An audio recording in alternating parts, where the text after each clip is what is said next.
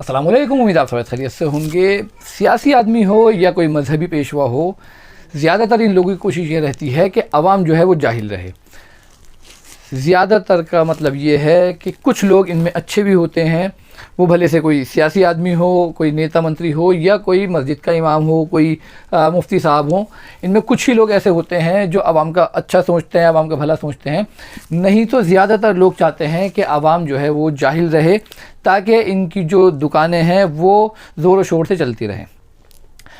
आज अगर आप मेरी ये पूरी वीडियो सुनेंगे, देखेंगे, तो आपको एक बहुत बड़े मज़े का वाक़या मैं बताऊंगा जो मेरे साथ आज बीता है। और इससे पहले मैं आपको एक वाक़या याद दिलाऊंगा हज़रत उमर रज़ियल्लाहु तआला अन्हु का। हज़रत उमर रज़ियल्लाहु तआला अन्हु ने जब औरतों के महर को लेके खुतबा दिया तो एक औरत खड़ी हुई और उसने हज़रत उमर से कहा कि उमर, तुम कौन होते हो औरतों का महर तय करने वाले? जब कुरान में अल्लाह ताला इजाज़त दे रहा है तो तुम कौन होते हो? तो हज़रत उमर ने जो है अपनी बात वापस ली। ये वो हज़रत उमर हैं जिनके बारे में अल्लाह के नबी ने फरमाया कि मेरे बाद अगर कोई नबी होता तो वो उमर होता। ये मेरे हाथ में कुरान है। अगरचे हम इस कुरान को पढ़ेंगे और इसको समझ के पढ़ेंगे तो इंशाअल्लाह हम जो है दीन को बहुत अच्छी तरीके से समझ सकते हैं, दीन के ऊपर चल सकते हैं और हमें जो सिरात मुस्तकीम पे चलने का कहा जाता है उस पे चल के बहुत आसानी से वो मंजिल तय कर सकते हैं, जिस मंजिल पे हमें चल के अल्लाह का कुर्ब हासिल होगा और हमें जन्नतुल फिरदौस में जगह मिल जाएगी। आज जुम्मे का दिन था। हम जुम्मे की नमाज के लिए मस्जिद में गए। इमाम साहब जो है वो खुतबा देने से पहले 15 मिनट का बयान करने के लिए खड़े हुए। जब इमाम साहब ने बयान शुरू करा तो आज का उनका टॉपिक था शब कदर को लेके।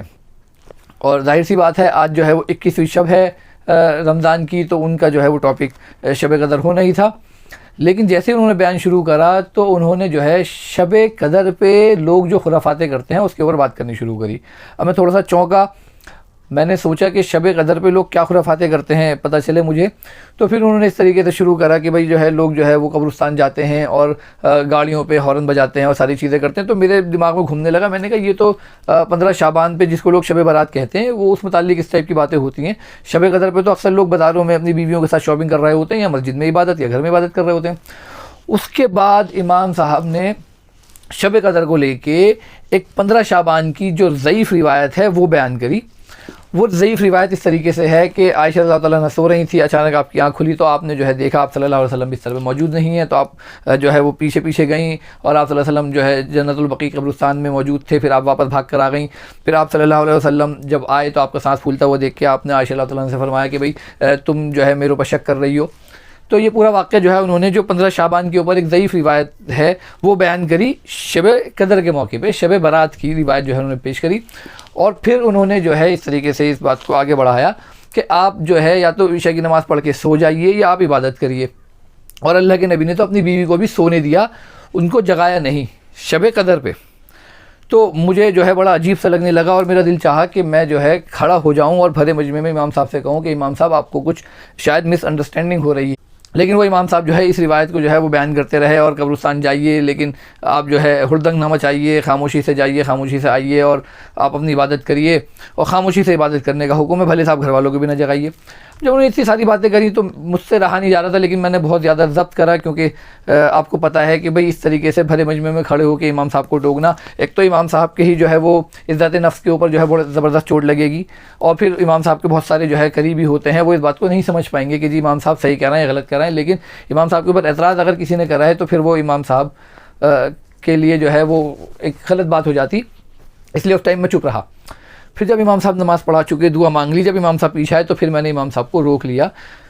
मुझे एक इश्काल ये था, आज से कुछ टाइम पहले एक मस्जिद से रमज़ानों में जब असर की अज़ान हुई तो उसमें मौज़्ज़िन साहब ने अस्सलातु खैरुम मिनन नौम का जो है अल्फाज़ इस्तेमाल कर दिया। तो सब जो है जो बाज़ार में लोग थे वो चौंके और सब मुस्कुरा दिए। सबको ये लगा कि भाई भी मौज़्ज़िन साहब जो है सो के उठे होंगे और उनको दिखा होगा जी अज़ान का टाइम हो गया और उन्होंने अज़ान दे दिया और उनको ऐसा लग रहा होगा जी फजर की अज़ान दे रहा हूँ, तो उन्होंने अस्सलातु खैरुम मिनन नौम कह दिया। तो ये मुखालते में जो है उन्होंने ये बात कही थी। तो मुझे ऐसा लगा कि इमाम साहब शायद नींद में हो और जुम्मे का टाइम हो गया हो और वो वज़ू कर कर आ गए हों और उन्होंने बयान शुरू कर दिया और कुछ मिसअंडरस्टैंडिंग हो। तो फिर मैंने उनसे इमाम साहब से जाके बहुत मौदबाना उनके कान में ये बात कही। मैंने कहा इमाम साहब शायद कुछ गलत फहमी हो गई है, तो मैं उसको दूर करना चाहता हूँ। तो वो कहने लगी जी क्या? तो मैंने उनको बताया, मैंने कहा आपने जो रिवायत बयान करी है वो तो 15 शाबान के मौके की है और आप जो है शब कदर पे उसको बयान कर रहे हैं और उसमें भी जो है आप कब्रिस्तान जाने का जिक्र कर रहे हैं। तो उन्होंने कहा तो क्या हुआ, अगर चले आओगे कब्रिस्तान? तो वो इस तरीके से जो है मेरे ऊपर भड़क गए। फिर मैंने उनसे कहा, मैंने कहा इमाम साहब ये तो रात इबादत की है, अल्लाह के नबी का तो इस रात में जो है वो अपने घर वालों को जगा के इबादत करने का मामूल था, ना कि खामोशी से सुला के चुपके से इबादत करने का मामूल था। मैं आपके सामने सारी ही हदीसें रख रहा हूँ और उनका स्टेटस भी रख रहा हूँ, आप सारी हदीसें चेक कर सकते हैं कि अल्लाह के नबी का रमज़ान की शब कदरों में क्या मामूल था ख़ुद का और अपने घर वालों का। और वो जो रिवायत है वो भी मैं आपके सामने पेश करूँगा, जो कि एक ज़ईफ़ रिवायत है, जो 15 शाबान के मुताल्लिक जो है उलमा इकराम बयान करते हैं, वो 15 शाबान के मुताल्लिक है, जो अल्लाह के नबी कब्रिस्तान गए और जो है आप शायद अल्लाह ताला ने सो रही थी। तो वो जो है एक ज़ईफ़ रिवायत थी, लेकिन इस रिवायत का रमज़ान की शब बारात से यानी शब कदर से कोई ताल्लुक़ नहीं है।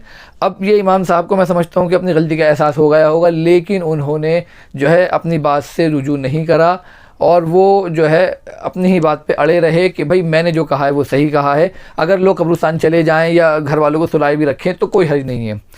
तो बाहालत मजबूरी जो है मुझे ये वीडियो बनानी पड़ रही है। वीडियो बनाने का मकसद ये है कि अपन ख़ुद को और अपने बच्चों को दीन सिखाइए, क्योंकि पूरी मस्जिद जो है वो खामोश बैठी रही और सब इस बात को सुन के मज़े लेते रहे और मुंडियाँ हाँ में हाँ हिलाते रहे, यानी कि उनको कुछ समझ में नहीं आ रहा था कि वो इमाम साहब क्या कह रहे हैं। आपकी बात ये समझ में आ गई होगी कि ये दोनों चीज़ें अलग अलग हैं। रमज़ान की शब कदर अलग है और 15 शाबान की जिसको लोग शब बारात कहते हैं वो अलग है। उस ज़ईफ़ रिवायत को इमाम साहब ने रमज़ान की शब कदर के ऊपर फिट करने की कोशिश करी और पूरे मजमे ने उसको कबूल करा। और इमाम साहब से जब हमने इसकी इस्लाह करवाने की कोशिश करी तो इमाम साहब ने हमें झड़क दिया और उन्होंने कहा कोई बात नहीं, उसको हम कहीं भी फिट कर सकते हैं। उनका मकसद यही था कि अगर हमसे गलती भी हुई है तो वो गलती हम चलने देंगे। अवाम गुमराह है, अवाम को गुमराह रहने दो, अवाम को बिल्कुल भी दीन सिखाने की ज़रूरत नहीं है। अगर ये अवाम दीन सीख गई तो आज तुम खड़े हो रहे हो, कल 50 लोग और खड़े होंगे हमसे सवाल करने के लिए, तो फिर हमारी दुकानें कैसे चलेंगी।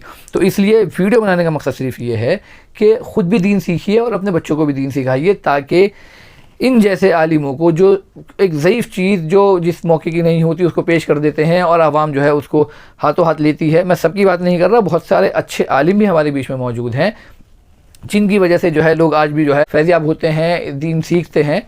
तो हमें जो है ऐसे आलिमों की सोबत इख्तियार करनी है जो सही रिवायतें हमारे सामने पेश करें, और इन आलिमों से जो हमारे सामने उल्टी सीधी बात पेश करते हैं और अपनी बात से रुजू भी नहीं करते, मैं उनसे ये कहूँगा कि वो हज़रत उमर रज़ियल्लाहु तआला अन्हु के उस वाक़े की तरफ ध्यान दें जिसमें एक बूढ़ी औरत ने हज़रत उमर को टोका। तो हज़रत उमर ने जो है अपने अल्फाज वापस लिए और ये कहा कि ये बूढ़ी औरत जो है मुझसे ज़्यादा कुरान जानती है। तो हमें भी अगर कोई नौजवान या कोई बुज़ुर्ग कोई आके मसला बताए और हमसे कोई गलती हो जाए तो हम उसको खुशी खुशी कबूल करें, न कि हम जो है हर धर्म बन जाएं। उम्मीद आपको मेरी बात समझ में आ गई होगी। अगर मेरी वीडियो आपको अच्छी लगे तो आप मेरी वीडियो को लाइक कर सकते हैं, मेरे चैनल को आप सब्सक्राइब कर सकते हैं और मेरी वीडियो को सब आपकी नीयत से शेयर कर सकते हैं। अल्लाह हाफ़िज़।